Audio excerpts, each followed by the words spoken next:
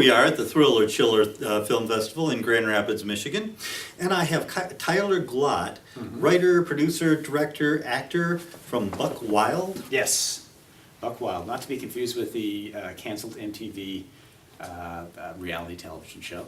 Yes, Buckwild.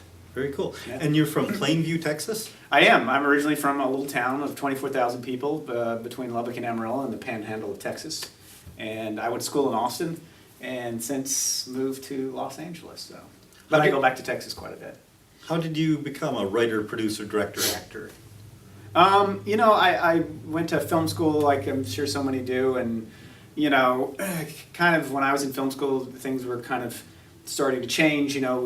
Really digital was starting to take hold.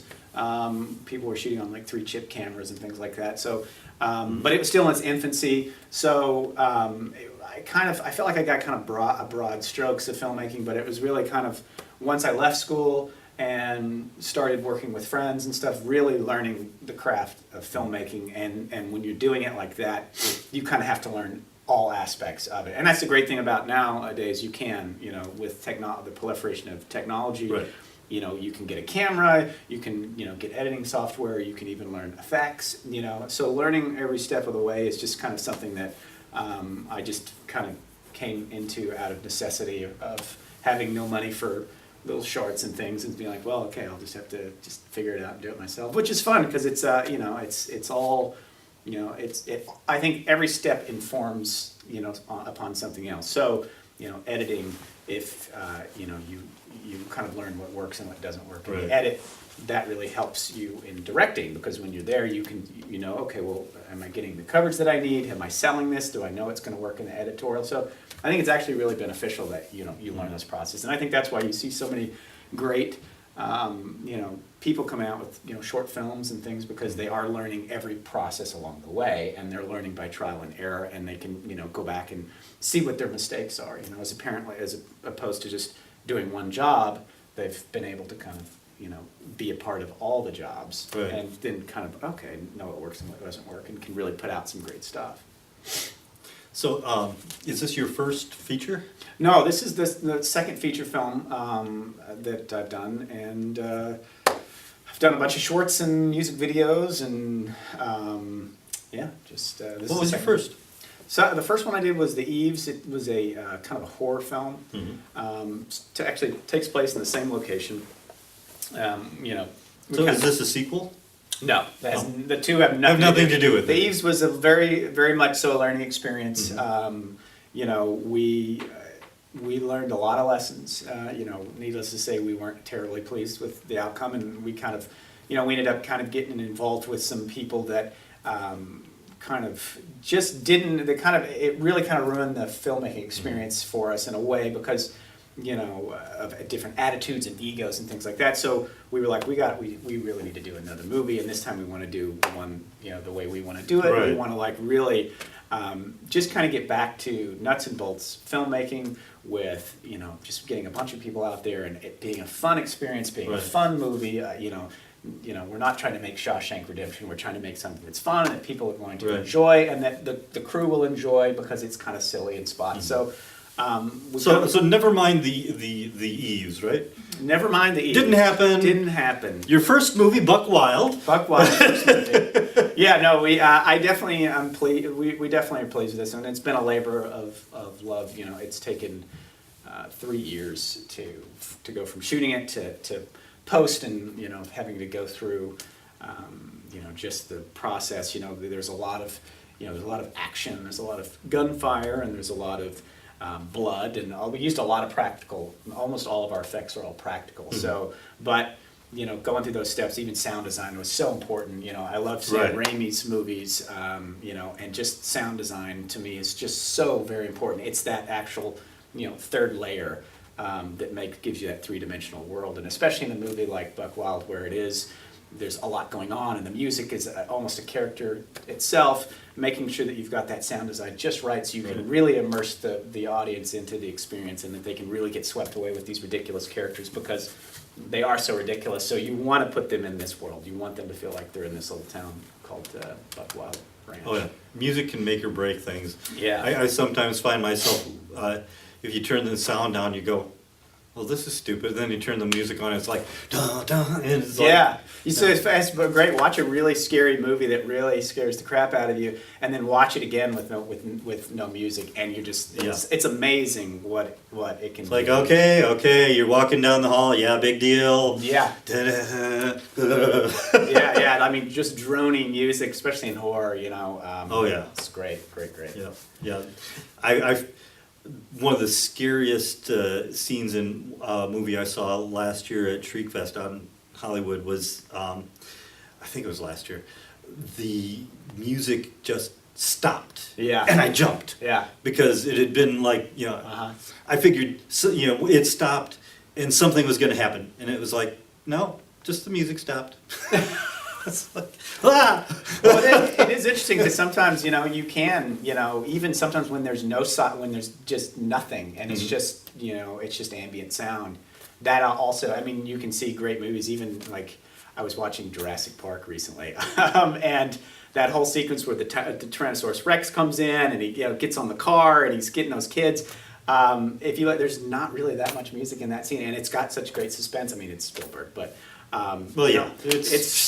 but there's all different ways. But sound design was very important in that scene and in most movies. But yeah, I know what you mean.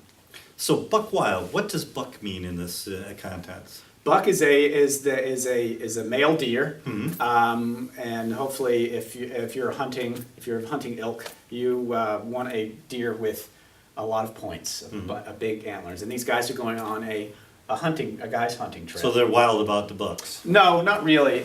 It's kind of there's different. It's four guys, and they're kind of a cross section between an exploration of masculinity.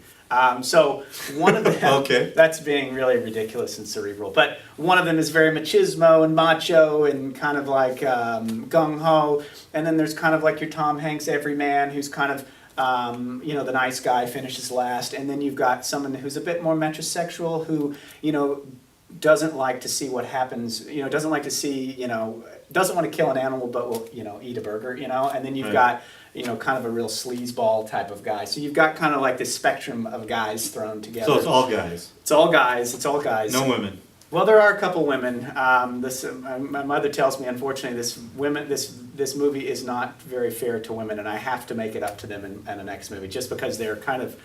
But everybody in the movie is very charactery. But the one woman in the movie, I think there's one. One. She is the town tramp. Okay. And so that is, it's. At the end, I was like, man, this is kind of sexist. And then I was like, but this is a ridiculous movie. So a fun movie. So you should take it with a grain of salt. But I owe women after this movie. I need to. You owe them a movie. Next one, it's going to be girls kicking asses, and the guys are going to be the lecherous losers. So. Or the eye candy. That's true. And it's funny that you say Candy because the name of the girl in the film, the character name, is Candy. So, yeah. And so there's an exploration of masculinity with eye candy. Exactly. I mean, it's definitely yes. You mentioned earlier when we were chatting some nudity. Yes, there's a lot of male nudity. Which is something Buckwild. So I guess it is a little bit oriented for the women, or I guess in a way I kind of subconsciously wanted there to the women to actually enjoy the movie. So there is some male nudity. You do see clothing being ripped off in ridiculous ways, which is a running joke. So I mean there's a little something for everybody. There's there's kind of. And we did try to play with a lot of archetypes too with the characters. So you got kind of your swashbuckling hero and your kind of lecherous loser, and then your evil kind of figure. So it's a lot of fun. It's a lot of fun. So we're pleased with it, and audiences seem to enjoy it, and kind of hopefully be one of those movies that sneaks up on them like, wow, did you see that? That's really crazy. I'm gonna go watch it again on Netflix. Hopefully, So an exploration of masculinity with orientation towards women, but an not necessarily positive. It's a buddy film. And zombies. It's a buddy. Yeah, it's a buddy and film. Zombies. It's what if you had a group of friends going out into the the wild, and they learn a lot about themselves, and they learn what what it means to be a buddy, and what it means to be a man. It's fun. But we had a lot of, I'm going on and on about all this cerebral stuff, but we had a lot of crazy stories on set, and just weird antics and things that happened. I mean, we shot in outside of a little small town where everybody knew each other. The person's property that we shot on, he was the grandfather of Craig, who was one of the leads and the co-writer of the film. Very cool. And there was some miscommunication, and he showed up on set with a shotgun once. So it was a lot of fun. We had grandfathers chasing us with shotguns and blowing up prized family houses. It was the ranch house that gets blown up. It doesn't actually get leveled, but there was fire coming out of the windows and doors at one point in the movie. Alrighty then. It's that kind of movie. We go. I have to ask. You said there were houses blowing up. These are houses that family, friends of the people in the movie. Most people won't let you have fire shooting out of their house. So tell me a little bit about what did you do to assuage the concerns about the people whose houses were. We had complete disregard. No, You just broke in and then lit it on fire. It was a bait and switch. We said, "Hey, you want to make a movie?" And they're like, "Yeah, sure." And they're like, "We're gonna blow up your house." No, so basically, the co-writer, his family owns a ranch, and it has this old little ranch house on it. Very kind of, his grandfather owned this ranch and then passed it on to his son, which is the co-writer's father. And it's very kind of old, and it's just a hunting lodge. It's kind of run down, but it's very near and dear to the grandfather's heart, obviously, because it was his place where he took his children and hunted out of. But it is, I mean, from an outsider's perspective, it's kind of a dump. And so, but it was a perfect location for these guys to go into this weird environment. So they're going and they're staying in this hunting lodge, and it's this real kind of dumpy, kind of very gross place that ends up being the perfect backdrop for this weird little movie. But the co-writer's father, who owned the property, was fine with it, but we had to go get permission from the grandfather, who still owned part of the property that we would have to then drive over. And the co-writer went to his grandfather and said, "Look, it's going to be a real small movie. There's only going to be like 10 people." And he's like, "All right, well, I just don't want anybody tearing up the roads or scaring my cows." He had cattle out there. So we promised we wouldn't do that. But we had one big scene where we needed a huge horde of zombies to come emerge from this mist. And so two producers went to the local area mall and basically started handing out flyers in the neighboring town. And sure enough, on that night, 150 people showed up. And the newspaper showed up, and they took photos of these 150 people emerging, and it was near the property line for the grandfather. So apparently the story goes, the grandfather wakes up for his morning coffee and newspaper, and he lays the newspaper out, and on the front page is 100 people tromping over his property. And it says, in the headlines, "Ghouls in Goliad." Goliad was the town we shot in. And he did what any, I guess, respectable Texas rancher would do. He grabbed his 12 gauge and jumped into his pickup truck and headed down to set. And we were shooting night, so everyone was asleep. And we only had a couple people staying, like doing fire watch at the actual ranch house, because everybody else was spread all over the county at either hotels or houses. Right. So there's only like 3 people there. So he shows up with his shotgun, and he starts doing donuts around the house and shooting off his shotgun in the air, screaming, "Go home, movie trash. Go home, movie trash." And then he finds his way. We had this old trailer that we were sitting, the sound guys, the boom and the sound mixer, our father-son duo, and they were staying in this kind of trailer down the road. And so he gets in his truck and he drives down there, and he kicks open the door, and they're like asleep, So he probably in his mind is assuming like we're just a bunch of slacker film people smoking pot, all partying all night and like sleeping during the day, So he kicks in the door and he's like, "Where is everybody?" They're like, "Oh, we don't, know." He's like, "Where's my grandson Matt?" And he was like, I don't know. They had no idea. Right. And apparently he jumps in his truck and he goes around town, and it's this little town, and he's asking around for him. And then you know, Matt's grandfather, father calls him up and says, "You better watch out, grandfather's looking for you. He's driving around town with a shotgun asking about you, so you better lay low. Oh, he wow. doesn't know where you are." Pretty sure he wouldn't have killed him, but he was pretty angry. Right. But it was, you know, it was fun. It was a great story, and everybody laughed and thought it was hysterical. We were worried about the crew being freaked out, but you know, they were all Texas people, and they thought it was funny. So. Yeah, shotguns are like normal Yeah, party it items. was, you know, Party favorites, like party those favorite. things that go. That's true. That's true. There was so yeah, it was quite an experience, but that was definitely a highlight moment as far as just putting into a nutshell Right. the kind of the wild nature of the film, of how we were doing it, and you know. Very cool. But it was a fun little story. Interesting. Do you have a website, or where can people see your film? Is it out on video yet, or? No, we've got a distribution deal with Millennium.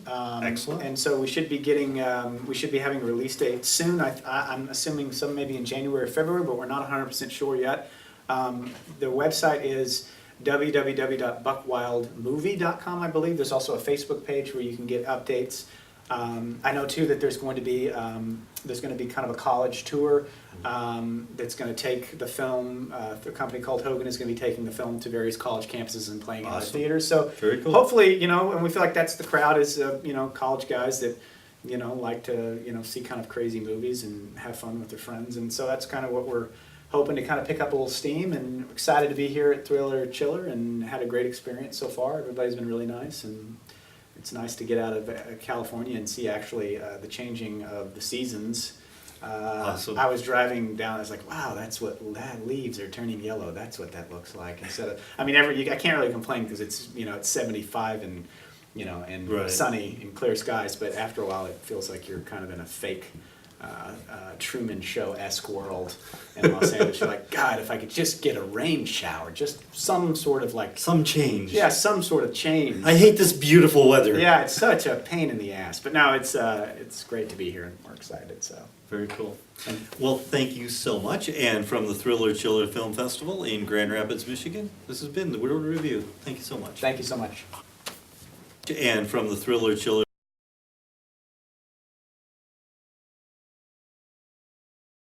Thank you so much.